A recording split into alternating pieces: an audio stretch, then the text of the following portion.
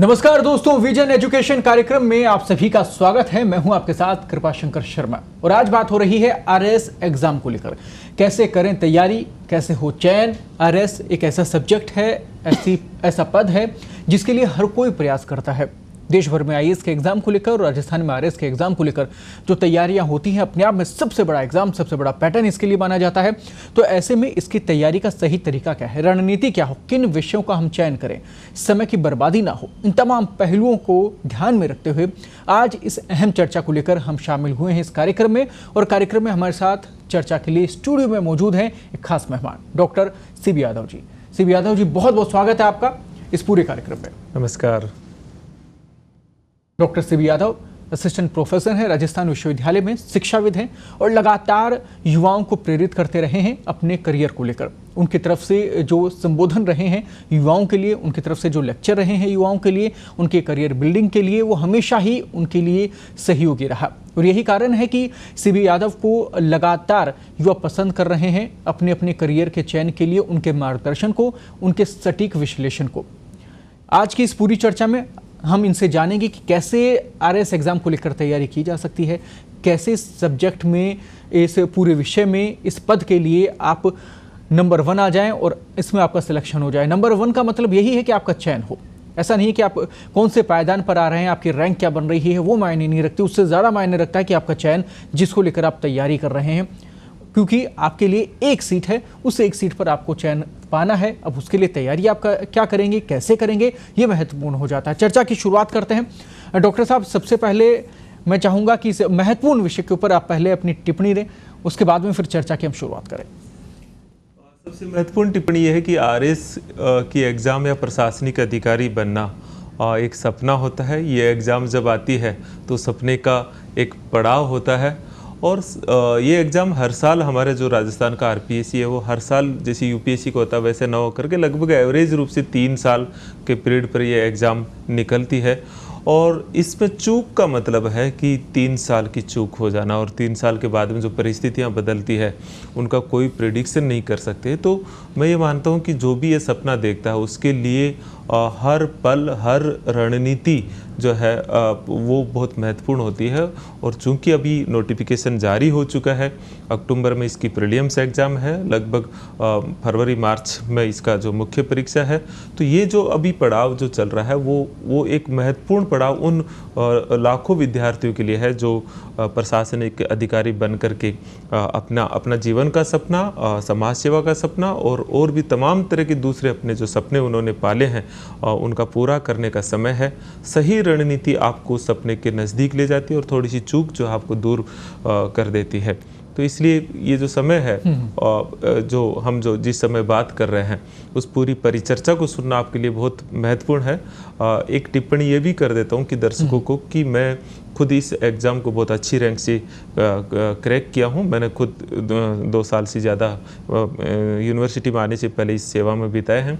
और इससे भी ज़्यादा महत्वपूर्ण है कि कम से कम कई हज़ारों विद्यार्थियों को मैंने मार्गदर्शन या उनको ट्रेनिंग देते हुए या उनको कोच करते हुए उस समय मैंने उनकी सफलताओं के, उनके सपनों को, उनकी तैयारियों को वो कैसे उनको भी अपने भीतर समावेशित करते हुए उनके तमाम अनुभव, मेरे और उनके अनुभव मिला करके इस एग्ज़ाम के लिए मैं आपको कुछ देने की स्थिति में हूँ, ये मैं दर्शकों को बताना बिल्कुल। और यही कारण है कि हमने आपको यहाँ पर बुलाया है, ताकि ये जो हमारे दर्शक हैं लंबे समय से इंतजार कर रहे थे, इस भर्ती की तैयारी को लेकर लगातार कमेंट्स आते रहे हैं और इस पूरे एग्जाम को लेकर हमेशा से ही कमेंट जो आ रहे हैं उनमें ये कहा जा रहा था कि इसके ऊपर पूरी 1 आधे घंटे की चर्चा रखी जाए, इस कार्यक्रम में इसको शामिल किया जाए। और यही कारण रहा कि आज हमने दर्शकों की डिमांड पर इस कार्यक्रम में, इस पूरी चर्चा में हम शामिल हुए और आपको भी हमने बुलाया। सीबी यादव जी, अब चर्चा की शुरुआत करते हैं। सबसे पहले मैं बेसिक से यहाँ पे शुरुआत करना चाहूँगा। जो भी दर्शक अभी शुरुआती रूप से तैयारी करने में लगे हैं, जिनके लिए कहीं ना कहीं आरएस एग्ज़ाम पहली बार होगा या उसकी तैयारी पहली बार होगी या फॉर्म पहली बार फिल कर रहे होंगे, तो ऐसे में उनके लिए बेसिक डिटेल से शुरू करते हैं कि आखिरकार इसके लिए उम्र क्या होती है, क्राइटेरिया क्या होता है, कितनी बार आप एग्ज़ाम दे सकते हैं, ये आप एक बार क्लियर करें। ये बहुत फ्लेक्सिबल है और ज़्यादातर विद्यार्थियों को ये आजकल इंटरनेट की दुनिया में खुद पता होना चाहिए, लेकिन मैं बहुत संक्षिप्त में इसको रिवाइज कर देता हूँ कि एक फ्लेक्सिबल मोड 21 साल की उम्र और जो ग्रेजुएशन है या जो ग्रेजुएशन में अपीयर है वो सब लोग ये फॉर्म अप्लाई कर सकते हैं। अपर एज लिमिट जो है 40 ईयर है और अलग अलग कैटेगरीज वाइज इसमें छूट है। सिंपल ग्रेजुएशन से ज़्यादा कोई योग्यता नहीं चाहिए इसके भीतर। अपीयर भी जो है वो भी दे सकते हैं।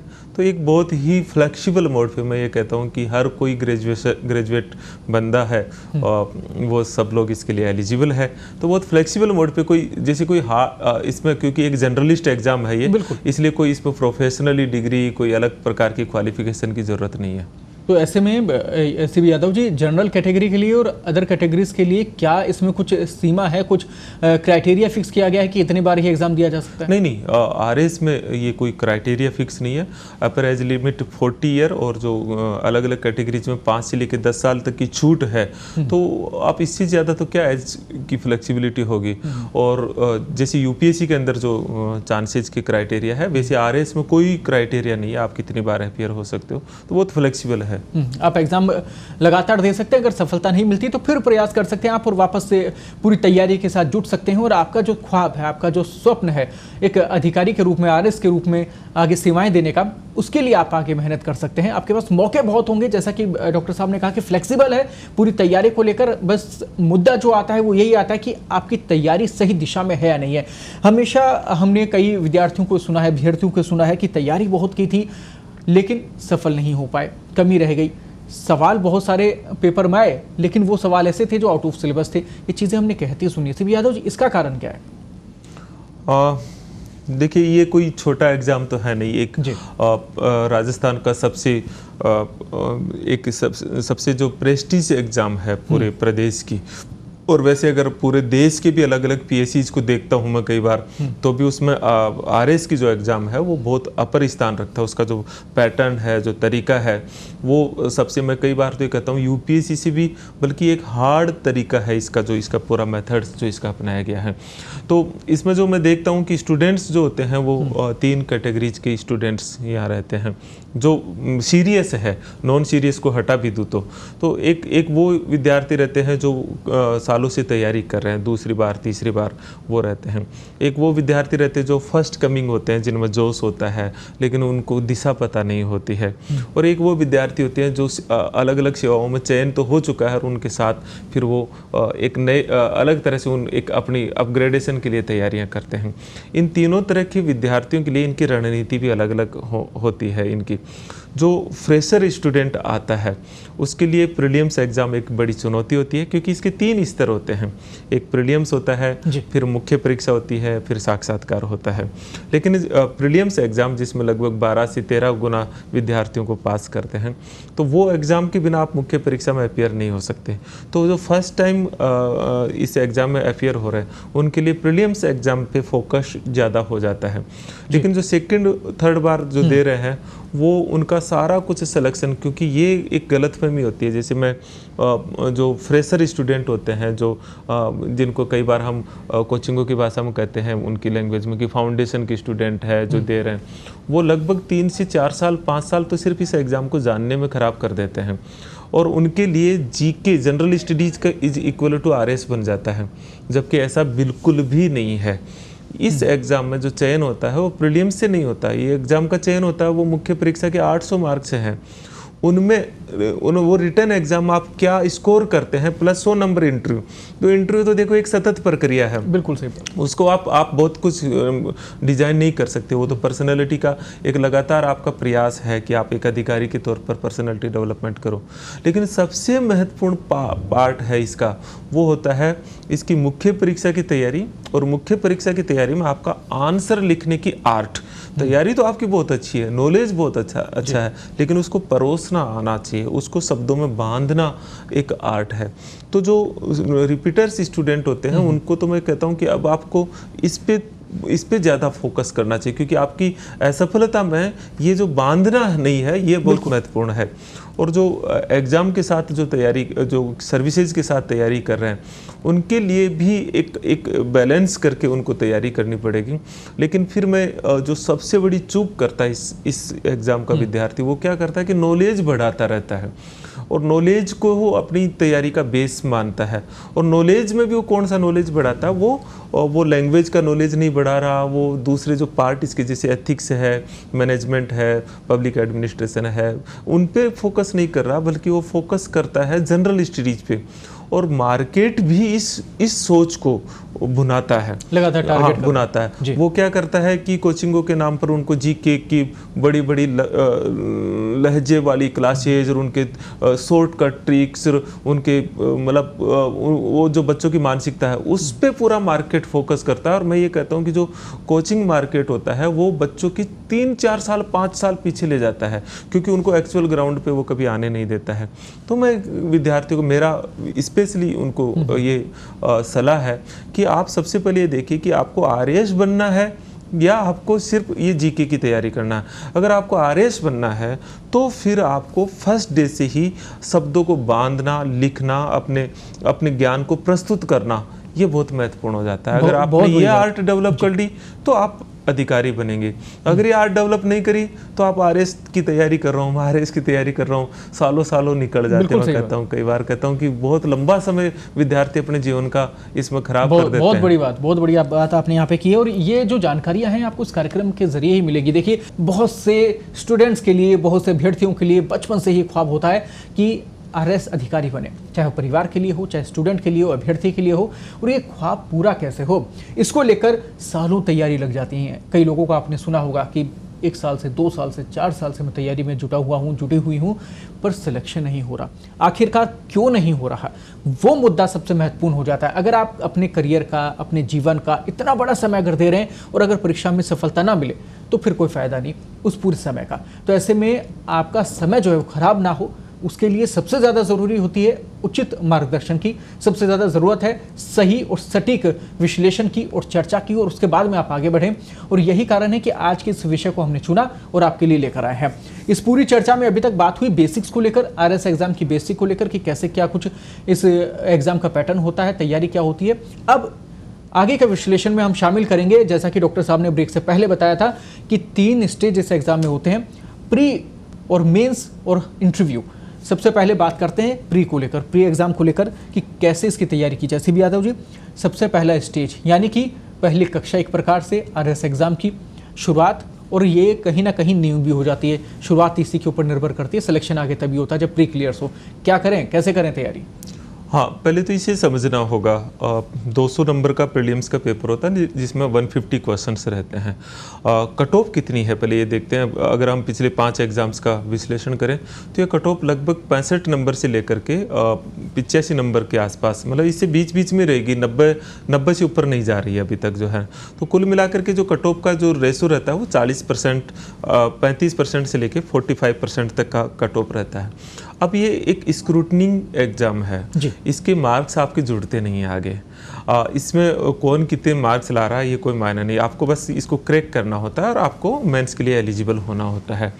तो अब प्रॉब्लम क्या है इस एग्ज़ाम्स की तैयारी करते समय जो स्टूडेंट्स गलती करते हैं, एक तो उनको लगता है कि बस यही जो इसके जो पार्ट है, इसमें हिस्ट्री होता है, ज्योग्राफी, इकोनॉमी, इंडियन इकोनॉमी, आपका पॉलिटी और साइंस एंड टेक्नोलॉजी, ये इम्पोर्टेंट पार्ट होता है, एक मैथ रीजनिंग का पार्ट होता है। तो ये जो 6 सेगमेंट मैंने आपको बताया, यही 6 सेगमेंट कई सालों तक तैयारी करते रहते हैं और फिर भी फेल होते हैं।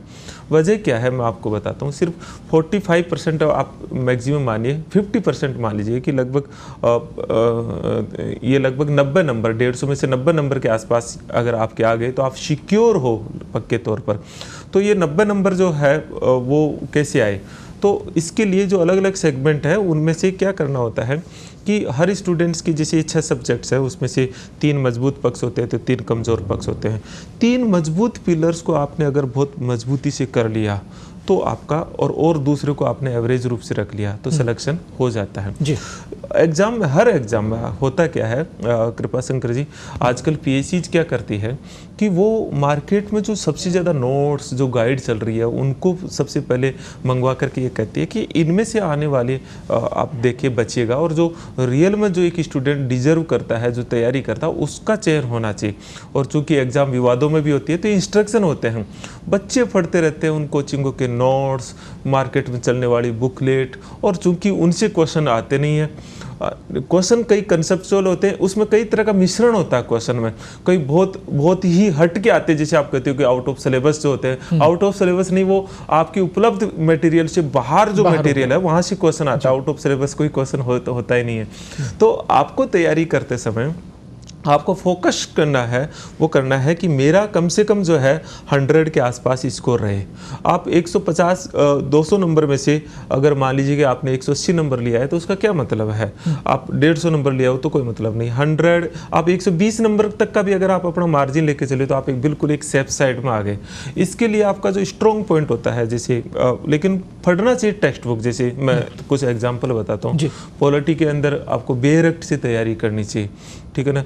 और जैसे इकोनॉमी की तैयारी, राजस्थान इकोनॉमी या इंडिया की इकोनॉमी, तो economic survey of India, economic survey of Rajasthan, यहाँ ये गवर्नमेंट का है, इसको बेस बनाना चाहिए। हिस्ट्री में आप एनसीईआरटी लीजिए, ज्योग्राफी की एनसीईआरटी बहुत अच्छी है। अरे 2-4 क्वेश्चन छूट जाएंगे, आप नहीं आते हैं उससे नहीं, लेकिन क्वेश्चन इनमें से ही रहेंगे। तो आप इन बेस बुक्स को अगर आप बेस बनाते हो और उनमें आप कीवर्ड सेलेक्ट करना आ जाए, मतलब आपने, होता क्या है कि इसमें क्वेश्चंस का जो उठने का एरिया आता है वो थोड़ा उसका बदलता हुआ पैटर्न थोड़ा सा देख लें। जैसे फॉर एग्जांपल मैं आपको पॉलिटी में, चूंकि पॉलिटी का हूँ तो मैं थोड़ा सा बता रहा हूँ कि पहले क्वेश्चंस फंडामेंटल राइट पे आते थे, अब क्वेश्चन डायरेक्टिव प्रिंसिपल और फंडामेंटल ड्यूटीज की तरफ शिफ्ट हो गए। तो ये जो पैटर्न बदल रहा है, ये पिछले सालों के क्वेश्चंस का जब आप ऑब्जर्व करोगे, या फिर जो टीचर या जो मार्गदर्शक, मतलब इस पे बहुत माइनर मॉनिटरिंग रखा हुआ है, उससे आप ये बदलते हुए पैटर्न के बारे में अगर आप राय ले लेंगे तो आपकी जो दिशा है वो बदल जाएगी। अब आप फंडामेंटल राइट पे जो 3/4 समय था उसको कम करते हुए आप जो जहाँ समय नहीं दे रहे थे वहाँ पे आप समय को बढ़ा देंगे। और लास्ट में प्रीलिम्स की सफलता का एक बहुत अच्छा मायना होता है, वो होता है कि अलग अलग टॉपिक जो होते हैं उनके टॉपिक वाइज जो अच्छे स्टैंडर्ड के प्रीवियस ईयर्स के क्वेश्चन पेपर, चाहे वो यूपी के हो, चाहे एमपी के हो, चाहे छत्तीसगढ़ को, ये मायना मत रखिए, वो टॉपिक वाइज जो क्वेश्चन जो है वो आप निकालिए और उनमें से आप किसी टॉपिक में ये देखिए कि क्वेश्चन बनने का पॉइंट कौन सा है उस टॉपिक में से, जहाँ से बार बार रिपीटली क्वेश्चन बनते हैं। अगर आपने ये पकड़ लिया तो आप पूरी एग्जाम की नब्ज पकड़ लेंगे। मैं कह रहा हूँ कि लगभग 150 क्वेश्चन में से पहले से आपका, जैसे क्वेश्चन को शुरुआती रीड करते आप अनुमान लगा लेंगे कि क्वेश्चन यहीं से इस टॉपिक से बनते हैं। इतना इजी है। अगर आप इस थीम को, इस रणनीति को अगर थोड़ा सा डेप्थ में जाना पड़ेगा, लेकिन ये अंतिम बात बता रहा हूँ, बिना अभ्यास के संभव नहीं है। बिल्कुल, आपको पकड़ना होगा। ये पूरा मुद्दा जो है, बहुत ही बेसिक सी बात यहाँ पर समझाने की कोशिश की जा रही है कि जैसे कि एक एग्जाम्पल में, डॉक्टर साहब मैं आपसे वापस से एक सवाल ज़रूर लेना चाहूँगा ताकि और दर्शकों को क्लियर हो जाए।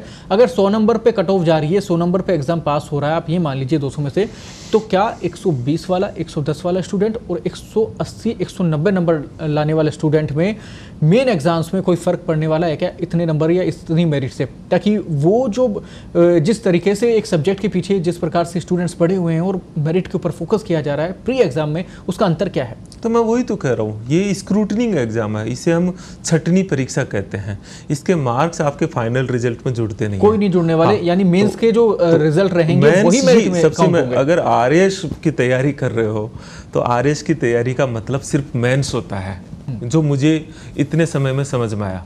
प्रीलिम्स की तैयारी एक स्क्रूटनिंग परीक्षा है, उसमें फेल ना हो, उससे बाहर ना हो, इतना सुनिश्चित करना होता है। और अगर आप इतने सिक्योर ना हो तो फिर मैं माफ़ी के साथ कहूँगा कि फिर आपको दूसरी जगह देख लेना चाहिए। तो ऐसे में तैयारी जो है आपकी, बिल्कुल आप डिसाइड करके आगे बढ़ें और सही दिशा में तैयारी करें। बहुत सारा इधर उधर से इकट्ठा करने के बजाय जो सिलेक्टेड है वो पढ़ें, ताकि आप उस एग्जाम को क्लियर कर पाए और फिर मेंस के लिए तैयारी में जुट जाएं।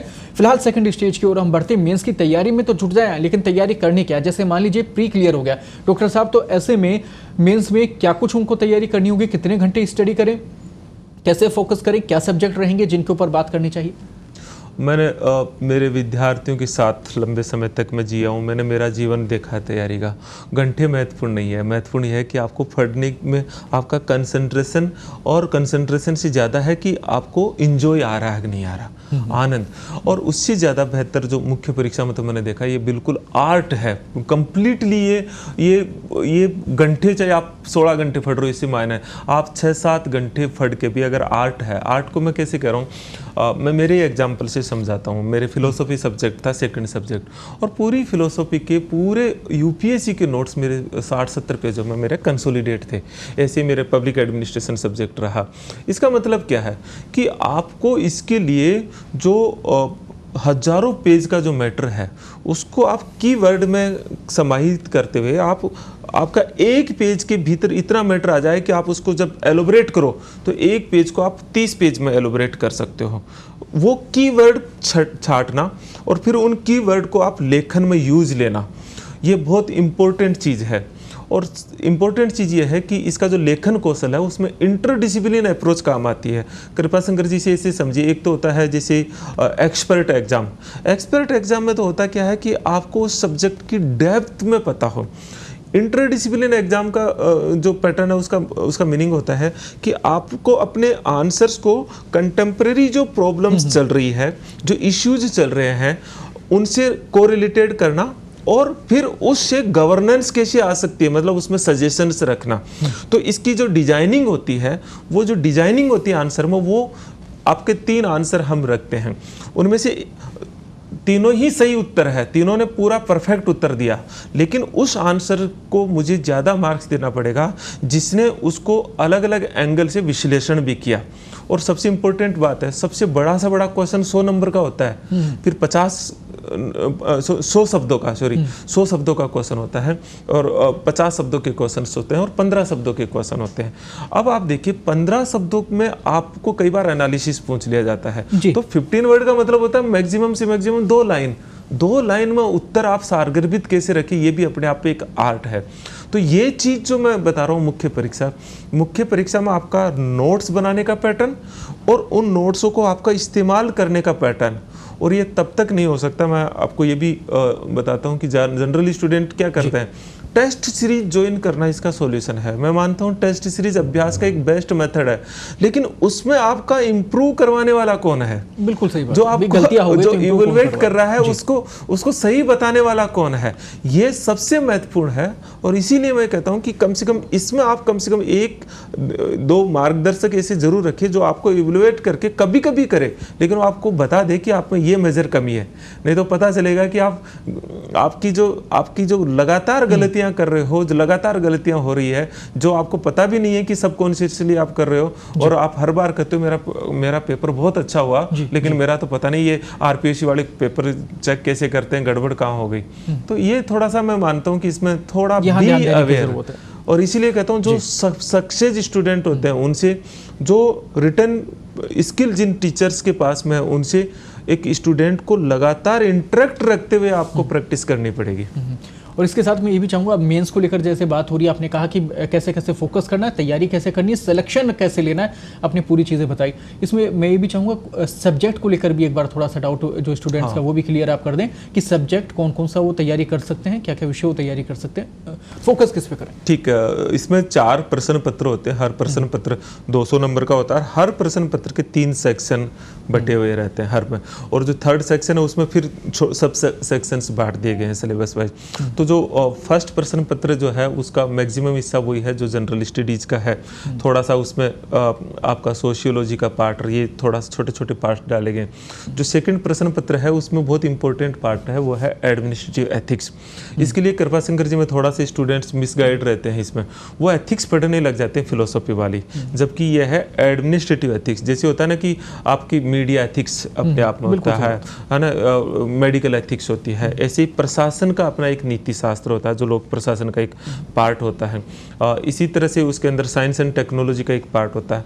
यहाँ मैं थोड़ा सा फोकस करना चाहता हूँ, जो नॉन साइंस के स्टूडेंट्स होते हैं उनके लिए ये पार्ट बड़ा इंपॉर्टेंट हो जाता है।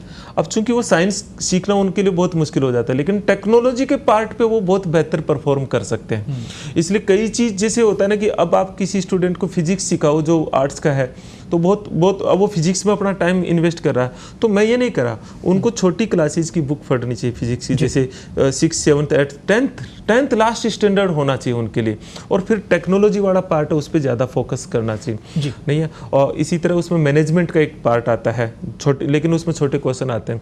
जो थर्ड क्वेश्चन पेपर है वो कम्प्लीटली अलग है, उसके अंदर पॉलिटी, इंडियन पॉलिटी और IR का हिस्सा है, पूरा एक पब्लिक एडमिनिस्ट्रेशन सब्जेक्ट रखा हुआ है, ऐसे ही लॉ का एक सब्जेक्ट है, एक साइकोलॉजी बिहेवियर का एक सब्जेक्ट पार्ट रखा हुआ है। और फोर्थ पेपर कृपाशंकर जी आजकल सिलेक्शन में निर्णायक हो रहा है, वो है लैंग्वेज। बहुत अब ये लैंग्वेज जो है ना, वो कोई स्टूडेंट एग्जाम के पास प्रिपेयर करना चाहिए तो पॉसिबल ही नहीं है। लैंग्वेज एक सतत प्रक्रिया से ही इम्प्रूव होती है, स्पेशली उसका जो प्रेस्क्रिप्शन वाला पार्ट है, जो लेखन वाला पार्ट है, वो तो आपको बार बार लिखना पड़ेगा। आप ग्रामर तो तैयार कर सकते हैं, इसमें स्टूडेंट क्या करता है कि वो ग्रामर की तैयारी में ही पूरा समय खराब कर देता है, कि उसको लगता है हिंदी का मतलब हिंदी की व्याकरण और उसमें संधि और समास और उनके भीतर ही चला जाता है, जबकि बहुत सारा वो पार्ट जिस पे ध्यान नहीं देते हैं, जैसे मुहावरे, अब उनको वो छोड़ देता है कि नहीं, वो उनको इग्नोर कर देता है। यानी कि पहले दिन से लैंग्वेज पे फोकस करें, हाँ, और इस पार्ट को बहुत इंपॉर्टेंट है, इग्नोर नहीं करना, क्योंकि मेनली आजकल इसके ऊपर फोकस किया जा रहा है एग्जाम्स में चयन को लेकर भी। एक आखिरी मैं चीज बता रहा हूँ आपको, लैंग्वेज का जो पेपर है ना कृपाशंकर जी, वो केवल अभ्यास से ही विकसित हो सकता है, निरंतर अभ्यास करते हैं। बिल्कुल सीमित शब्दों में यही कहना चाहेंगे, और एक समय बिल्कुल सीमित है, इसलिए मैं एक और जो स्टेज है इसका, यानी इंटरव्यू का जो स्टेज है, उसके लिए भी मैं चाहूंगा आप दर्शकों को जानकारी दें कि कैसे साक्षात्कार की तैयारी करें। आप सीमित शब्दों में ये जानकारी मैं ये कर रहा हूँ, ये तो जिस दिन से आप सोचते हो ना RS बनने की, उस दिन से ही आप RS कैसे उठता है, कैसे बैठता है, उसका सोचने का दायरा क्या हो, इसके लिए मैं सलाह देता हूँ कि वो उनकी जो एडमिनिस्ट्रेशन की वैल्यू है, जैसे ऑब्जेक्टिविटी, कि आप बायास्ड ना हो, इंटीग्रिटी, मतलब आप हमेशा वैसा ही सोचो, वैसी ही बात करो, वही लैंग्वेज, वही बॉडी लैंग्वेज, और मैं तो कहता हूँ कपड़े भी वैसे ही पहनना चाहिए जब आपने सोच लिया, अपने आप में जीना शुरू कर देना चाहिए। बहुत बहुत अच्छी बात यहाँ पर की। देखिए, कोई भी ख्वाब जो आपका है, आपको अगर उसको भविष्य में अपनाना है और सच बनाना है उसे, तो आप उस ख्वाब को जीना शुरू कर दें। बहुत से अनुभवी व्यक्ति आपको ये कहते जरूर मिलेंगे, और ये सही बात है, ताकि आप उस पूरी तैयारी को मजबूती से कर सकें और सफल हो पाए। बहुत बहुत धन्यवाद डॉक्टर CB यादव जी, आप पूरी चर्चा में शामिल हुए, पूरी चर्चा को आपने सार्थक बनाया। हमारे जो तमाम विद्यार्थी हैं, अभ्यर्थी हैं, उनके लिए आपने महत्वपूर्ण जानकारी दी। बहुत बहुत धन्यवाद आपका। कोशिश हम हर बार करते हैं कि इस पूरे कार्यक्रम में सवाल शामिल कर सकें दर्शकों का, इसलिए कमेंट बॉक्स में आप ज़रूर अपनी बातें ज़रूर रखें इस पूरे प्रोग्राम से रिलेटेड। अगर कहीं पे भी कोई भी आपको जानकारी चाहिए तो हम ज़रूर कोशिश करेंगे अगले कार्यक्रम में उसमें उसे शामिल करने की, उस टॉपिक के ऊपर फोकस करने की। आप सभी लगातार विजन एजुकेशन के साथ बने रहिए। आज का महत्वपूर्ण जो विषय था उसके अंदर तमाम कोशिश हमने की कि महत्वपूर्ण चीज़ें शामिल कर सकें। अगली बार फिर आपसे मुलाकात होगी एक नए मुद्दे के साथ, नए बात के साथ, नए टॉपिक के साथ। तब तक के लिए मुझे दीजिए इजाज़त। नमस्कार।